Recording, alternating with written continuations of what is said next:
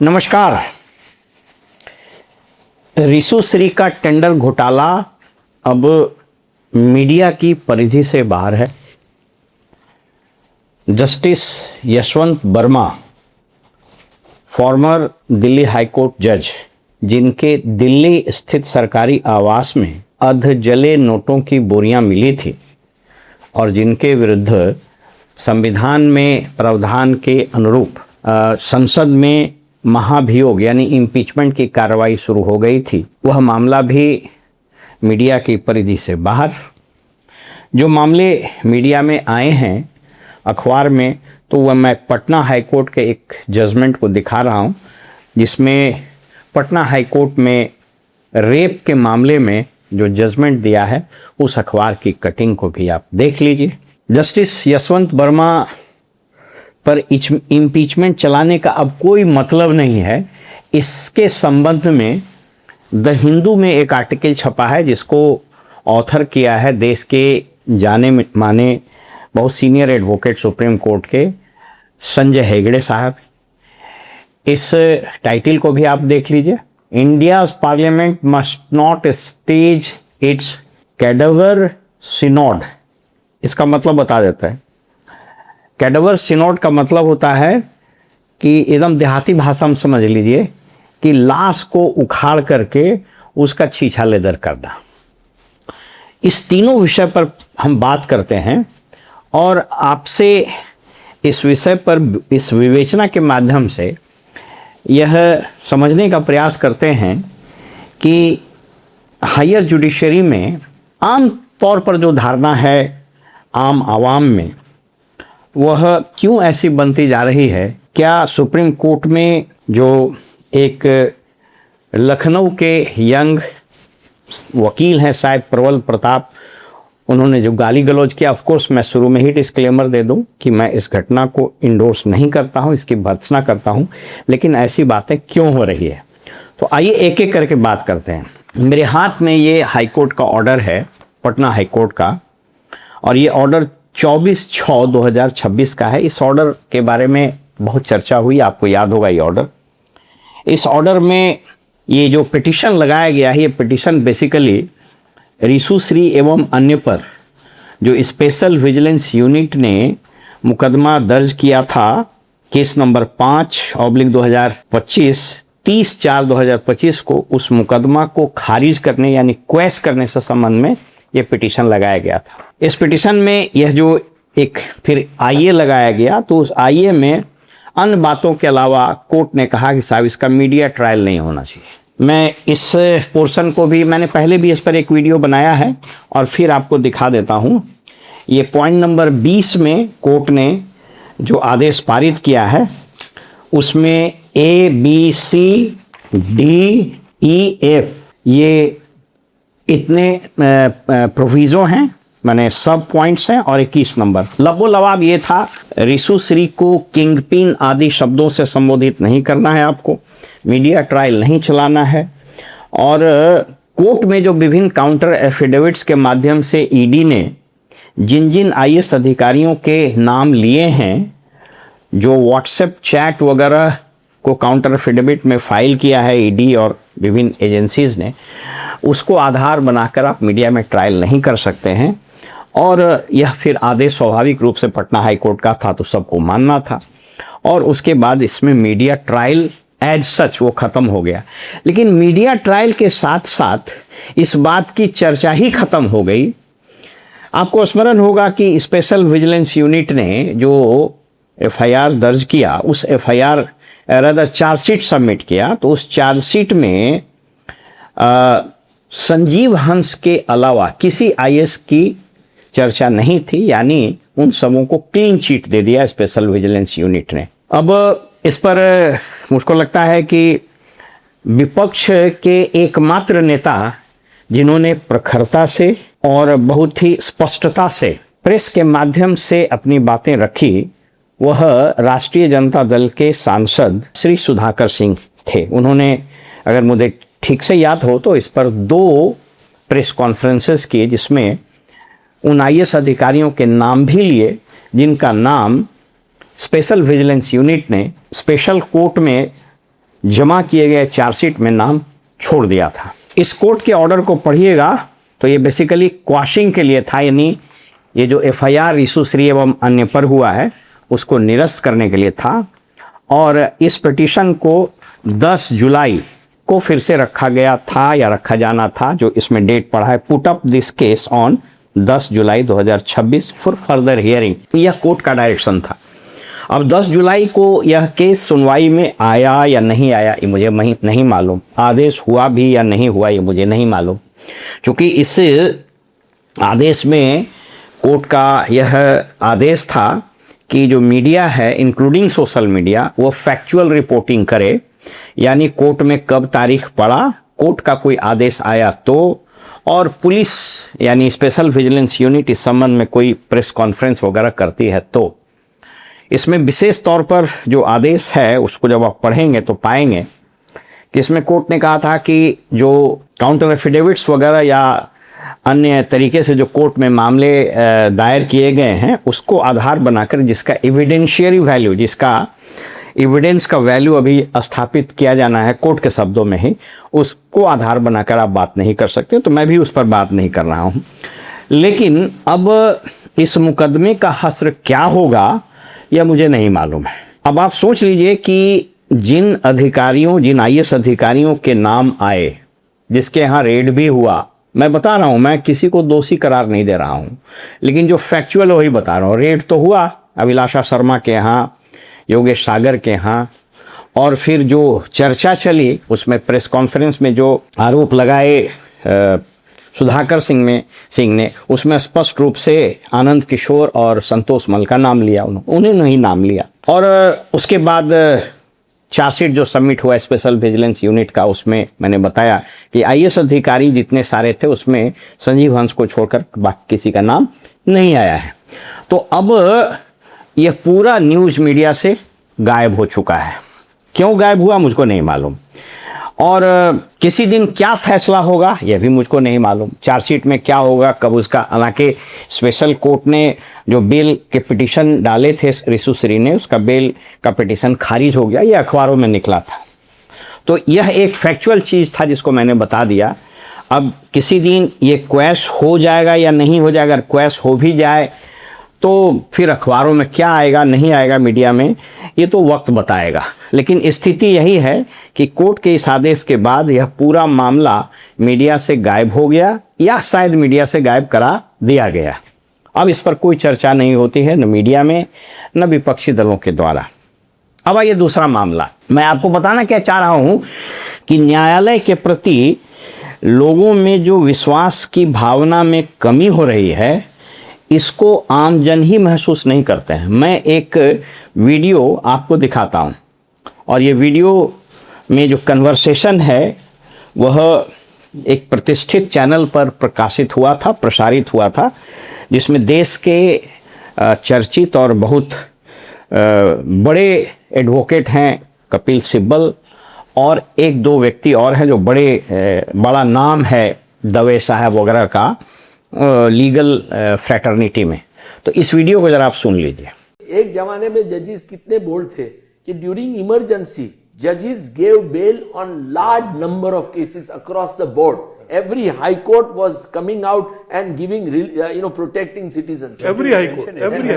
भाई वो ना कोर्ट वो रहा ना जज वो रहे। हाँ, पर माहौल पर पहुंच गई है, ऐसे मुकाम पर पहुंच गई है जहां लोगों का रक्षण जुडिशियरी से एक्सपेक्ट करना बहुत मुश्किल है। मैं अपनी खुद की व्यक्तिगत बात करूंगा, मेरे तो विश्वास उठ रहा है क्वाइट फ्रैंकली। इस वीडियो को सुनने के बाद आपको ऐसा लग रहा होगा कि न्यायालय के लिए, खास करके higher courts including the supreme court के प्रति बड़े वकीलों में भी कितना निराशा का भाव है। और निराशा का भाव अगर आ रहा है तो वो आधारहीन नहीं है, इन्हीं कारणों से। अंग्रेजी में कहावत है कि न्याय होना जरूरी है, लेकिन न्याय होते हुए दिखना भी जरूरी है। ऋषुश्री का जो टेंडर घोटाला है उसमें न्याय होते एपरेंटली दिख नहीं रहा है, क्योंकि पब्लिक परसेप्शन ये था, या फिर जो अखबारों में बात आई थी और जो काउंटर एफिडेविट ईडी ने फाइल किया था, ईडी ने, उसमें जिन जिन लोगों के नाम थे उन सबों से पूछताछ तो नहीं की गई, तो एक तथ्य है। उन सबों को किसी को गिरफ्तार नहीं किया गया, यह भी तथ्य है। सो मच सो कि एफआईआर में भी उनका नाम स्पेशल विजिलेंस यूनिट ने नहीं लिया। यह भी एक फैक्ट है, फैक्चुअली बातें कर रहे हैं हाईकोर्ट के आदेश के अनुसार, मैं कोई अपने तरफ से ये बातें नहीं जोड़ रहा हूँ। तो इन कारणों से ये पब्लिक परसेप्शन हो रहा है। तो हमेशा याद रखिए कि न्याय के संबंध में एक बड़ा ही फेमस वाक्य कहता है, it is important to dispense with justice but it is more important to show that justice is being dispensed with. न्याय होने से भी अधिक जरूरी है न्याय होते हुए दिखना। अब आइए दूसरे मामले में, आप फिर अपने स्मृतियों में थोड़ा पीछे जाइए तो आपको याद आ जाएगा कि जस्टिस यशवंत वर्मा दिल्ली हाईकोर्ट के सिटिंग जज के ऑफिशियल रेसिडेंस में आग लग जाती है उस आउट हाउस में, या अब वहाँ क्या था भगवान जाने, चूंकि जजेस के क्वार्टर में तो एंट्री भी बड़ा मुश्किल है, मीडिया भी डर से नहीं जाती है। उस क्वार्टर से सटे हुए कोई स्टाफ का क्वार्टर था या क्या था भगवान जाने, उसमें आग लग जाती है। स्टाफ दमकल बुलाता है, जज साहब अपने परिवार के साथ कहीं बाहर गए हुए थे, जो दमकल आता है आग बुझाने तो देखता है तो वो हैरान हो जाता है, क्योंकि नोटों से भरे हुए जो बोरियां था उसमें जल गया था, जली नोटों की बोरियां थे। तो खबर किया गया पुलिस को भी, और उसमें एक जो फायर टेंडर का जो स्टाफ था, कोई ऑफिसर था, उसने एक छोटा सा वीडियो बना लिया, वो वीडियो बड़ा वायरल हुआ, उसकी तस्वीरें भी छपी। और मुझे अगर ठीक से याद हो तो टाइम्स ऑफ इंडिया में संभवतः पहली बार किसी जर्नलिस्ट ने, मैं उनका नाम भूल रहा हूँ, वो अक्सर सुप्रीम कोर्ट के या जुडिशियल मामलों की कवरिंग करते हैं, उन्होंने इस पर एक लेख छापा था। फिर उसके बाद बहुत बवाल हुआ। पुलिस स्वाभाविक रूप से जजेस के खिलाफ एक्शन लेने से बहुत डरती है, डरना भी चाहिए। तो कोई एफआईआर नहीं हुआ। फिर जो परिपाटी है उस वक्त जो चीफ जस्टिस थे संजीव खन्ना साहब, उन्होंने इन हाउस इंक्वायरी की। इस इन हाउस इंक्वायरी की रिपोर्ट क्या है उसको भी बहुत कवर करके दिखाया गया, ये सब आप लोग जानते हैं। उसके बाद ये पार्लियामेंट में गया जहाँ पर इम्पीचमेंट की प्रक्रिया शुरू हुई। प्राप्त जानकारी के अनुसार आपको पता है कि इम्पीचमेंट का क्या प्रोसेस होता है। प्रोसेस ये होता है कि जब इस आशय का मोशन वहाँ जाता है और औपचारिकता पूरा करने के बाद एक इंक्वायरी कमेटी बनाई जाती है और जजेस इंक्वायरी एक्ट 1968 के तहत उसका रिपोर्ट पब्लिश किया जाता है। तो ये इम्पीचमेंट का कार्रवाई शुरू हुआ, कमेटी बन गई, उसने अपनी इंक्वायरी भी शुरू कर दी। इस बीच में जस्टिस वर्मा ने अपना रेजिग्नेशन राष्ट्रपति को, चूँकि राष्ट्रपति ही हाईकोर्ट और इन जजों को नियुक्त करती है, तो उन्होंने लिख दिया कि विथ इमीडिएट इफेक्ट मैं रिजाइन करता हूँ। यह भी खबर आई कि राष्ट्रपति महोदय ने उनका रेजिग्नेशन एक्सेप्ट नहीं किया है। ये जो आर्टिकल संजय हेगड़े साहब ने लिखा है और बाकी कॉन्स्टिट्यूशन में भी सारी चीज़ें लिखी गई है, और ये जो हमारे पास कॉन्स्टिट्यूशन की किताब है इसमें भी ये सारी बातें दर्ज है। अब देखिए इसमें ये आर्टिकल है ये कहता क्या है, या फिर ये आर्टिकल को मैं आइसोलेटेड नहीं देखता हूँ। इसका मतलब एक वर्ग है जो यह समझता है कि जस्टिस यशवंत वर्मा जिन्होंने अब रिज़ाइन कर दिया है तो इस पर इम्पीचमेंट चलाने का क्या मतलब है। और ऐसा नहीं कि एकाकी मामला, इसके पहले जितने भी मामले हुए आपको पता है कि संविधान के अनुच्छेद 124 और 217 के तहत इम्पीचमेंट का वो सब कार्रवाई वगैरह चलता है, अपॉइंटमेंट और बाकी चीज़ का, मैं उसके डिटेल में नहीं जा रहा हूँ। तो इसके पहले भी जितने जजेज हैं मैं आपको दिखा देता हूँ, बहुत लोगों के खिलाफ चला प्रोसीडिंग, इम्पीचमेंट की कार्रवाई प्रारंभ हुई पार्लियामेंट में, लेकिन सब लोगों ने रिज़ाइन कर दिया और जैसे ही रिज़ाइन किया वो मामला बंद हो गया। इम्पीचमेंट यानी टेक्निकली किसी का नहीं हुआ। अब देखिए जरा खेल क्या होता है, मतलब क्यों जुडिशरी के प्रति लोगों में अविश्वास की भावना पनप रही है। पहले तो ये समझ लीजिए कि जो हिंदू संविधान का आर्टिकल 12 है उसके अनुसार जुडिशरी स्टेट नहीं है, राज्य नहीं है। हालांकि दुनिया के बहुत सारे मुल्कों में जुडिशरी को स्टेट माना जाता है। जैसे ये मेरे हाथ में एक किताब है, प्रख्यात न्यायविद हैं फैली नरीमन साहब, इनकी मृत्यु हो गई। Know your constitution, you must know your constitution, ये किताब है। इसको जब आप पढ़िएगा तो पाइएगा कि अमेरिका सहित दुनिया के बहुत सारे मुल्कों में जुडिशरी को भी स्टेट माना जाता है। और आपको पता है कि जो रीट पिटीशन है उस रीट को स्टेट के खिलाफ ही डाला जा सकता है।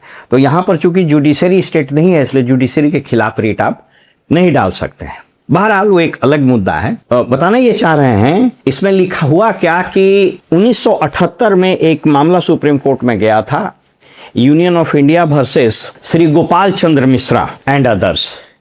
इसमें मामला ये था कि साहब जो हाई कोर्ट के जज साहब हैं, उन्होंने अगर रिजाइन कर दिया तो उस रेजिग्नेशन को एक्सेप्ट अगर नहीं किया गया है तो उस रेजिग्नेशन का लोकस स्टैंडाई क्या होगा। इस जजमेंट में सुप्रीम कोर्ट ने स्पष्ट कह दिया, जो हायर जुडिशरी के जो जजेज होते हैं वो कॉन्स्टिट्यूशन के एक पार्ट होते हैं। और आपको पता है कि संविधान के अनुच्छेद 121 में इस बात के लिए मनाही है कि जजों के कंडक्ट के बारे में पार्लियामेंट में बहस नहीं होती है। तो इन्होंने कहा कि एक बार उन्होंने रेजिग्नेशन दे दिया तो वो एक्सेप्ट हो या ना हो, द मोमेंट रेजिग्नेशन दिया वो मामला खत्म हो गया, वो रिजाइन कर दिए, वो डिलिंक हो गए, बेंच से वो डिलिंक हो गए। तो जब वो डिलिंक हो गए तो फिर उसमें इम्पीचमेंट नहीं चल सकता। ये जो जजमेंट है ये इस हिसाब से। अब जो खबरें आ रही है, हालांकि मुझको इसके बारे में सत्यता के बारे में नहीं पता है, खबरें ये आ रही है कि जस्टिस यशवंत वर्मा ने रेजिग्नेशन भेज दिया और ये जो सुप्रीम कोर्ट का ये आदेश है, इसके आदेश के अनुसार उनका एक्सेप्ट हो गया, मतलब it is assumed to have been accepted. और उनको जितना पैसा मिलना था, रिटायरमेंट बेनिफिट्स वगैरह भी शायद मिल गया। हिंदू में छपे इस आर्टिकल को उल्लेख करते हुए हेगड़े साहब ने जो टाइटल दिया है, वो टाइटल के बारे में थोड़ा सा बता देते हैं। ये कैवेडर सिनोड, इसका मतलब क्या होता है? ये एक वाकया है, प्राचीन इतिहास का एक मामला है। हुआ क्या कि रोम में 897 उसमें एक पोप थे। उस वक्त जो पोप थे उनका नाम था पोप स्टीफन 6। उन्होंने ऑर्डर दिया कि उनके पहले जो पोप थे उनका नाम था पोप फॉर्मोसस। उनकी मृत्यु 9 दिन पहले हो गई। तो ये जो पोप हैं, इन्होंने कहा कि उस लाश को निकालो। उस लाश को निकाला गया, पोप का कपड़ा पहनाया गया और उसको एक्यूज की कुर्सी पर बैठाया गया। एक आदमी को लगाया गया कि इन पर जो आरोप लगाया जाएगा मृत पोप पर, उनके एवज में वो जवाब देगा। तो ये जो पोप अभी जो चेयर पर थे, पोप स्टीफन 6, ये आरोप लगाए, उसका वो जवाब दिया और जो मरे हुए पोप है उसको दोषी करार किया गया। उसकी कुछ 2-3 उंगलियां काट दी गई और नदी में फेंक दिया गया। उसी के लिए ये पड़ा है कैवेडर सिनोड। तो ये संजय हेगड़े साहब का कहना है कि अब यशवंत वर्मा के बारे में पार्लियामेंट में महाभियोग की प्रक्रिया चलाना गड़े मुर्दे उखाड़ने के बराबर है, इसलिए इस पर कोई चर्चा नहीं होनी चाहिए। ये मैंने फैक्ट्स बता दिया है। अब ये जनता को इस पर जरूर विचार करना चाहिए, या देश का इंटेलेक्चुअल वर्ग, मीडिया, इंक्लूडिंग जो लीगल फील्ड के एक्सपर्ट्स हैं, लीगल फ्रेटर्निटी के लोग हैं, इस पर राष्ट्रीय बहस हो।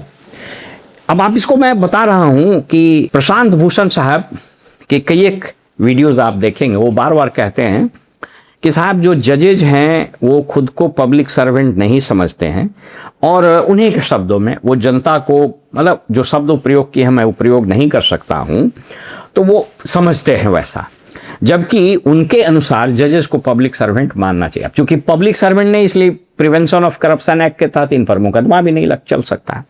तो मेरे कहने का तात्पर्य है कि समय आ गया है कि इस देश में एक राष्ट्रीय बहस हो, 3 चीज पर बहस हो।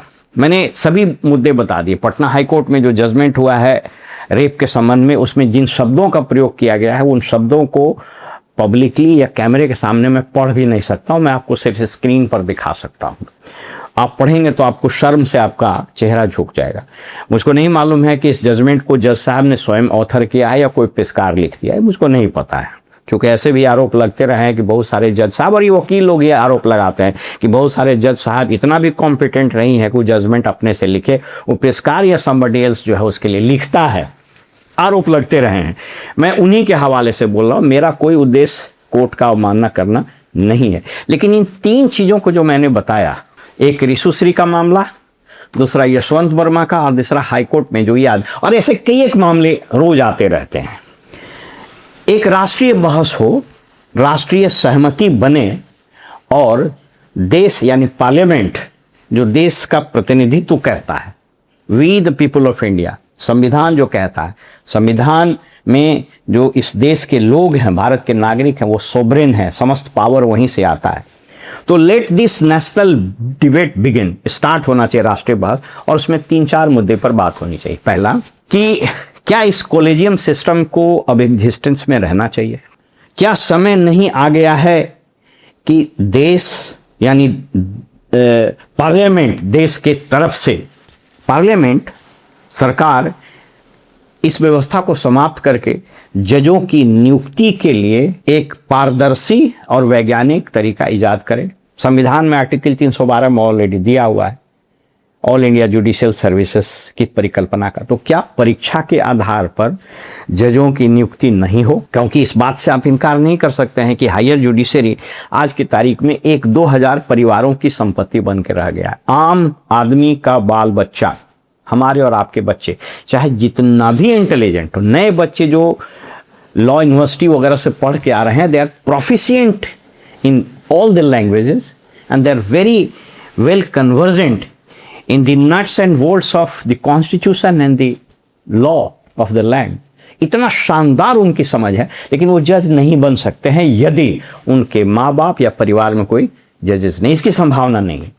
तो पहला बिंदु पर राष्ट्र सहमत हो कि इस कॉलेजियम सिस्टम को समाप्त किया जाए और जजों की नियुक्ति पारदर्शी, वैज्ञानिक और स्वीकार पद्धति से हो, चुनी हुई यानी परीक्षा के आधार पर, लिखित परीक्षा के आधार पर उन जजों का चयन हो, ताकि ये जो हायर जुडिशरी में अंकल जजेस सिंड्रोम और परिवारवादी डायनेस्ट एक तरह से जुडिशरी हो गया है, उस पर लगाम लग सके। नंबर 2, क्या समय नहीं आ गया है कि संविधान में एक संशोधन हो, कॉन्स्टिट्यूशनल अमेंडमेंट हो और आर्टिकल 12 में इसको जोड़ा जाए कि जुडिशरी भी स्टेट है, यानी इस देश के नागरिक को जुडिशरी के किसी एक्शन के विरुद्ध न्यायालय में ही, जो आर्टिकल 31 और 226 है, उसके तहत रीट पिटीशन डालने का अधिकार मिले।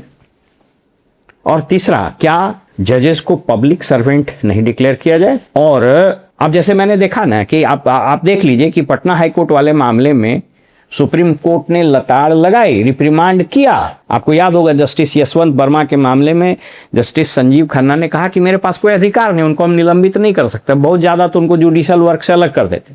तो क्या नहीं यह स्थिति हो, ऐसी परिस्थिति हो कि हायर जुडिशरी के जजेस के लिए भी conduct rules, control classification rule type चीज़ हो, और अगर ऐसा कोई बिल्कुल ब्रेजन और ग्रॉस नेग्लिजेंट और मिसकॉन्डक्ट होता है तो उनको निलंबित करके, जो ये इन हाउस प्रोसीडिंग चलती है, इन हाउस कमेटी जांच करती है, उसको वैज्ञानिक बना जाए कि लेट दी जज be put under suspension and let the departmental inquiry be conducted against him. क्या ऐसी व्यवस्था नहीं हो?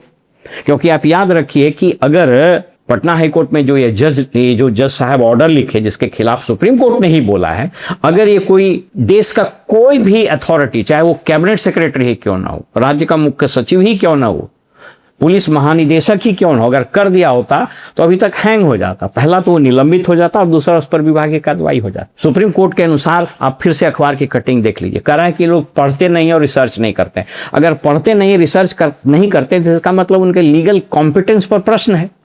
तो हाउ कैन दैट जज कंटिन्यू इन द ऑफिस? ये सारे प्रश्न हैं जिस पर चर्चा होनी चाहिए। तो मैं आह्वान करता हूं, with all due respect to the judiciary, हमको न्यायालय के प्रति सम्मान है, लेकिन न्यायालय में जिन चीज़ों पर या जो घटनाएं हो रही है वो बड़ी चिंताजनक है। मैं एक चीज़ और आपको बताते चलूँ कि कभी कभी, और मैंने कई जगह इस पर सुना है, कदाचित डॉक्टर बाबा साहब अम्बेडकर जब संविधान लिख रहे थे और जुडिशरी की परिकल्पना उन्होंने की थी और जुडिशरी को टॉप पेडेस्टल पर रखा था, तो कदाचित उनके दिमाग में यह बात रहा होगा, उन्होंने सोचा होगा कि जितने जज आएंगे उन सबों का संविधान के प्रति सम्मान होगा, संविधान को उसी ढंग से जानेंगे और उनका इंटेग्रिटी वो इम्पिकेबल इंटेग्रिटी होगा। और मुझको लगता है कदाचित उनको अगर यह आभास होता कि आने वाले 4, 5, 6, 7 दशकों में स्थितियां इतनी खराब हो जाएंगी कि जजेस पर भ्रष्टाचार के गंभीर आरोप लगने लगेंगे, उनके अपॉइंटमेंट में भाई भतीजावाद की बात होने लगेगी और ऐसे ऐसे आरोप लगेंगे कि शर्म से सर झुक जाएगा, तो वो संविधान में उसी समय प्रावधान करते। लेकिन कहता है कि समाज जब बदलता है, देश बदलता है, कालखंड बदलता है, परिस्थितियां बदलती हैं, लोग बदलते हैं, तो उसी के अनुसार देश का संविधान भी बदलना चाहिए। क्योंकि ये मत भूलिए कि दुनिया में एक चीज जो शाश्वत है वह है परिवर्तन। आज यह देश इस प्रजातंत्र के चारों स्तंभ में परिवर्तन की मांग करता है, वो चाहे एग्जीक्यूटिव हो, चाहे वो लेजिस्लेचर हो, चाहे वो प्रेस हो और जुडिशरी हो।